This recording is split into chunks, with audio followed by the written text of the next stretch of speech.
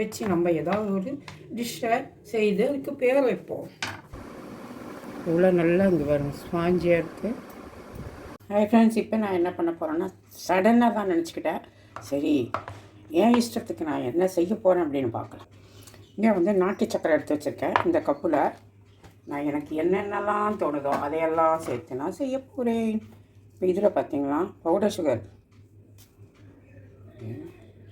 3 ஒரு 3/4 கப்பு இருக்க மாதிரி, ஓகேங்களா. மீதிக்கு நான் வேறு ஸ்வீட்டை சேர்க்க போகிறேன். அது என்ன ஸ்வீட் அப்படிங்கிறது நான் சொல்கிறேன். இப்போ வந்து ஒரு மிக்ஸி ஜார் எடுத்திருக்கேன். இது ஆல்ரெடி சுகர் பவுடர் பண்ண ஜார் தான், ஓகேவா. இப்போ இதில் இந்த வாழைப்பழம் ஒன்று இருக்கா, அதை போட்டுடுவோம்.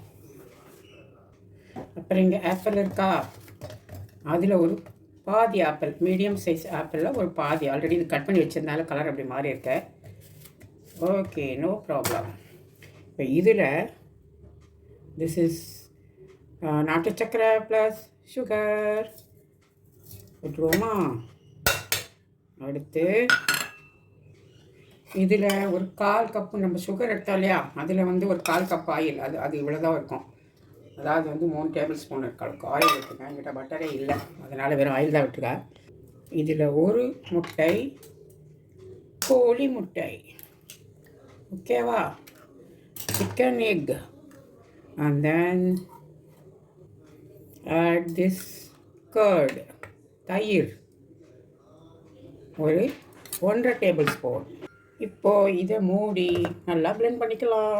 அது கூட பேரிச்சம்பழம் டேட்ஸ், பேரிச்சம்பழத்தை நம்ம பொடிசாக வெட்டி கொள்ளவும். நீங்கள் எந்த இருந்தாலும் வீட்டில் கவலைப்படாதீங்க. உங்கள்கிட்ட என்ன இருக்கோ அதை வச்சு, நம்ம யூடியூப் சேனலில் ஒரு அம்மா சொல்லுவாங்க, நம்ம வீட்டில் என்ன இருக்கோ அதை வச்சு நம்ம செய்வோம் அப்படின்னு சமையல் செய்வாங்கங்க. நம்ம வந்து நம்ம வீட்டில் என்ன இருக்குதுன்னு பார்த்து அதை வச்சு நம்ம ஏதாவது ஒரு டிஷ்ஷை செய்து அதுக்கு பேர் வைப்போம். இப்போ கட் பண்ணிட்டேன். இப்போ அரைச்சி எடுத்துகிட்டு வந்தாச்சு. இப்போ நம்ம சுகரை நாட்டு சக்கரை எடுத்த அதே கப்பில் நம்ம கோதுமை மாவை எடுத்துப்போம். நம்ம செய்துட்ருக்கிறது ரொம்ப ஹெல்த்தியானது தான், ஓகேவா. இப்போ இதே வந்து நம்ம கொஞ்சமாக சால்ட், அவ்வளோ போதும். Baking powder 1 teaspoon, baking soda 1/4 teaspoon, vanilla essence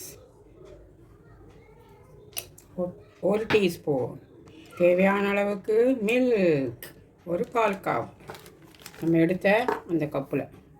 இப்போ இதையும் சேர்த்து நம்ம பிளெண்ட் பண்ணிக்கலாம். அவ்வளவுதான், பிளெண்ட் பண்ணியாச்சு. நம்மளோட பேட்டர் இஸ் ரெடி. இப்போது இந்த மாதிரி ஒரு கிண்ணத்தை எடுத்துக்கோங்க. இது வந்து வேஸ்ட்டாக யூஸ் பண்ணாத வச்சுருக்க குக்கர் உள்ளே வைக்கிற பாத்திரம். அதுக்கு மேலே வந்து இப்படி ஒரு பட்டர் பேப்பரை போட்டுக்கோங்க. அதுக்கு மேலே நம்ம கொஞ்சம் ஆயிலை ஊற்றிக்கலாம். இதை இப்படியே நம்ம ஸ்ப்ரெட் பண்ணி விட்டுக்கலாம்.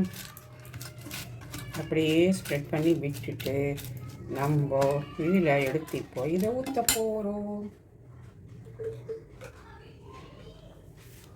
இப்போது இதில் அப்படியே இதை கவுத்துடுவோம். ரொம்ப எண்ணெய் இருக்கோ அதை வச்சு நம்ம சேர்க்க வேண்டியதுதான். இப்போலாம் யோசிக்க வேண்டியதே இல்லை, நான் ஊற்றிட்டு காட்டுறேன்.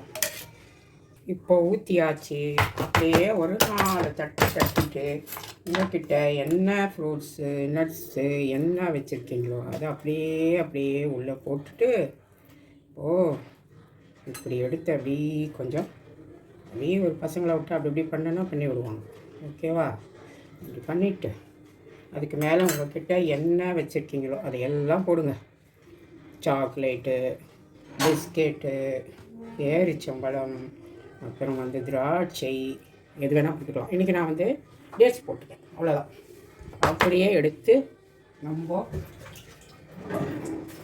இங்கே வந்து ஓடிஜி நான் சூடு பண்ணியிருக்கேன். 10 நிமிஷம் அதில் தூக்கி அப்படியே இறக்கி விட்டுடுவோம். ரொம்ப சிம்பிளான ஒரு கேக்கு ஒரு 30 நிமிஷத்தில் ரெடி ஆகிடும். சச்சா, இது ஓடிஜியில் கவலைப்பட நான் ஒரு பேனில் கொஞ்சம் உப்பு போட்டு இந்த பாத்திரத்தை இறக்கி வச்சுட்டு மூடி போட்டு ஒரு 40 நிமிஷம் கழிச்சு எடுத்துருங்க. அந்த வீடியோ நான் வந்து நிறையா போட்டிருக்கேன், உங்களுக்கு லிங்க்கை தரேன். இப்போ வந்து இன்னும் ஒரு 30 நிமிஷம் கழிச்சு நம்ம பார்ப்போம். இப்போ வந்து நம்மளோட கேக் வந்து சூப்பராக ரெடி ஆகிடுச்சி. இங்கே பார்த்தீங்களா, கையில் ஒட்டாமல் வந்திருக்கு. தெரியுதா? இது அவ்வளோதான். 40 மினிட்ஸ் ஆச்சு.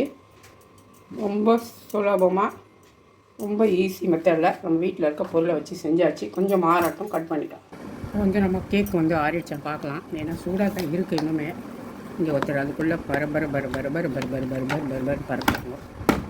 நான் வேறு ரொம்ப கம்மியாக ஆயில் போட்டேன்னா எடுக்க வருமானு பார்த்து பரவாயில்ல வந்துச்சு.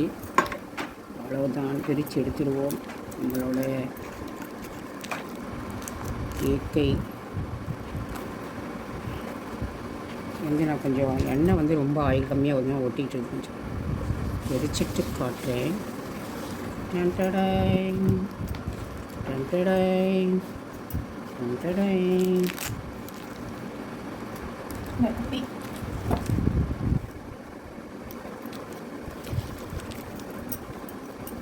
அப்படியே திருப்பிக்கலாம். நம்மளோட சூப்பரான ரொம்ப ஈஸி மெத்தடில் நம்ம வீட்டில் வச்சுருக்க பொருளை வச்சு அழகாக நம்ம வந்து நல்லா கேக் இந்த மாதிரி பண்ணிக்கலாம். உங்கள்கிட்ட என்ன ஃப்ரூட்ஸ் இருந்தாலும் சரி, பிஸ்கெட்ஸ் இருந்தாலும் சரி, ப்ரெட்டே இருந்தாலுமே சரி, ரஸ்க் இருந்தாலும் கூட நீங்கள் செய்யலாம். எந்த ஃப்ரூட்டு, நட்ஸு உங்கள்கிட்ட என்ன இருக்கோ அதை வச்சு இந்த பேசிக்காக நான் சொல்லி கொடுத்துருக்கேன் பாருங்கள். அந்த அளவுகள் மட்டும் நீங்கள் போட்டுக்கோங்க. ரொம்ப ஈஸியாக வந்துடும். ரொம்ப ஹெல்த்தியான ஒரு கேக்கு தான். நம்ம கோதுமை மாவு வச்சு தான் செய்திருக்கோம். நாட்டு சக்கரை சேர்த்துருக்கோம். அதனால் சாப்பிட்லாம். முட்டை வந்து நான் ஒன்று தான் சேர்த்துருக்கேன். நீங்கள் தேவைப்பட்டால் நீங்கள் இன்னொரு முட்டை கூட நீங்கள் சேர்த்துக்கோங்க. சின்ன பசங்களுக்கெல்லாம் கொடுக்குறீங்கன்னா நீங்கள் முட்டை கூட சேர்த்துக்கோங்க. நல்லாயிருக்கும் டேஸ்ட்டாக. இது எல்லாத்தையும் வெட்டியாச்சு. இது எடுக்கலாமா?